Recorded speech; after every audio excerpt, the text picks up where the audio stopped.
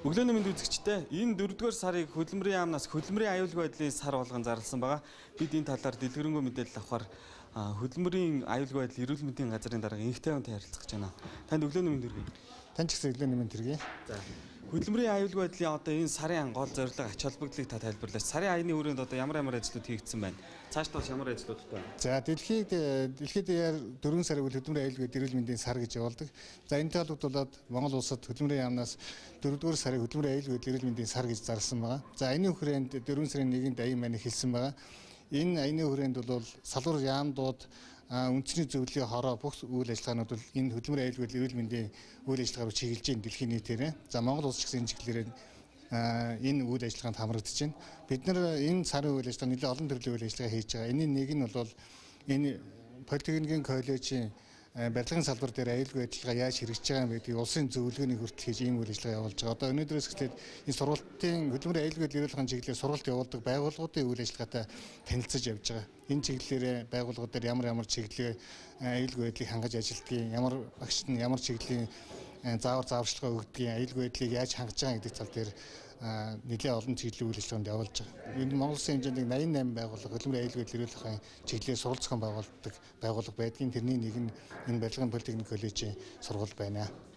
Хоёулаа одоо яг барилгын политехник коллежийн барилгын даатгалын байран дээр нь шүү дээ. Тэгэхээр энд бас нөгөө нэг хөдөлмөрийн аюулгүй байдлын хичээл орж байгаа гэсэн тийшээ хоёулаа орж танилцдаг хөө. Ер нь бол одоо амьдрал дээр яаж явагддгийг харж үзье тийм. Тэгээд болж байгаа болохгүй тэр талаас нь яаж багш нар нас зааж сурвалжлагын гэдэг талаар нь хөдөлмөрийн аюулгүй байдал гэж чухам одоо ямар ойлголтыг хэлээд байгаа талаар бас үзэгчдэд тодруулах мэдээллийг хүргэе те. Сайн байна уу агшаа? За сайн байцгаана уу. За. Танаас одоо хөдөлмөрийн аюулгүй байдлын талаар бид анхан шатны мэдээлэл авахар ирээд байна л да. Та биднэрт энэ талын мэдээллээс хаваалцаач. За та бүхэнд өдрийн мэндийг хүргэе. За манай мэрэгжлийн хувьд бол өрг усарчийн мэрэгжил байгаа.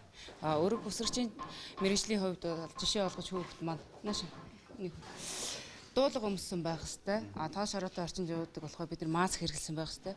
Дадлагын хугацаанд өмсгөл хувцас, ажлын гутал, бэлээ хэрэглэсэн байх хэвээр. За энэ маань яагаад хэрэгтэй байдаг гэхээр тоос одоо миний мэргэжлийн үүднээс бол тоос унгахад аюулгүй гутал заавчгүй байх гэсэн шаардлага тавигддаг. Дээрээс нь бэлээ. Энэ бол сургалтанд бас нэг шаардлагатай. Хүүхэд нь гар хуруугаа битэж гинтэх, хурц сэрмэгтэй зүйл зохиж бэртгэс хамгаалах. Сургалтандаа бид нэр байнгын өмсгөл хувцсыг хангаж ажилладаг.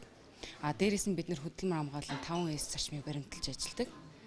Тэгээд 5S зарчим маань ерөнхийдөө бүгд маань сайтар англи ялга, сайтар цэвэрлээс эмсэлгэх, сайтар зохион байгуулах, стандартлыг хэвшүүлэх, сахилгыг хотыг хөтөлбөршүүлэх гэсэн 5S хөтөлбөрийг бид сургалтын даатгалтай ашигладаг байгаа. Одоо ингээд ер нь бол барилгын ажил бол эхэлдэг үлрэл эхэлж байна шүү дээ. Тэгэхээр энэ үеэр бол одоо бас хөдөлмөрийн аюулгүй байдлын асуудал бас маш чухлаар тавигддаг шүү дээ. Ер нь бол өмнөх жилүүдэд бол одоо ямар хаосол тэмдэглэл гарч ирснийг бол хүмүүс мэдж байгаа бах тий. Тэгэхээр ер нь энэ хөдөлмөрийн аюулгүй байдлыг хамгаалах нь одоо яг энэ барилгын салбарт бол хамгийн чухал асуудал шүү дээ тий. Энэ талаар бол ер нь өндрөөс унах асуудал бол маш их барилгын салбарт бол ихсдэг. Бид нар бол сургалтандаа бол хабын хувцс хэрэглийг ерөөсөө зөв хэрэглэж хэвшүүлэх гэсэн дадлыг бид нэр хүүхдэд байнга сурдаг байна. Ер нь одоо хөдөлмөрийн аюулгүй байдлыг ингэж хангаснаар одоо ямар эрсдлүүдээс урьдчилан сэргийлэх боломжтой? За амь нас, эрүүл мэнд, за тэгээд эд материалын хохирол гэх мэтчлэн хамгийн үнэтэй зүйл манд бол бид нэр өөрсдөө тий эрүүл мэнд. Ер нь одоо барилгын талбай дээр ажиллаж байгаа хүмүүсээс гадна энэ чинь бас барилгын ойр орчимд бас иргэдийг бэртээхгүй байх талаас нь бас тийм аюулгүй байдлаа хамгаалах бас нэг тал байна шүү дээ тий. Гадна хамгаалтын тоор тий хашлаг, сануулга тэмдэг, анхааруулга тэмдэг, аюулгүй тэмдэг дохио гэх мэтчлэн энэ зүйлийг ер нь барилгын норм дүрмийн дагуу бид нэр баримтцдаг болчвол хаана бид нарт бол тийм эрсдэл байхгүй болох хэрэгтэй. Баярлалаа танд. За энэ сарыг бол хөдөлмөрийн яамнаас хөдөлмөрийн аюулгүй байдлын дэмжих сар болгон зарласан байгаа. Бид одоо яг хөдөлмөрийн аюулгүй байдал гэж одоо явж чухам ямар ойлголтыг хэлж байна гэдэг талаар мэдээллийг хүргэлээ. Барилгын политехник коллежоос Батбаяр Үлзий хоёр нар мэдээллээ.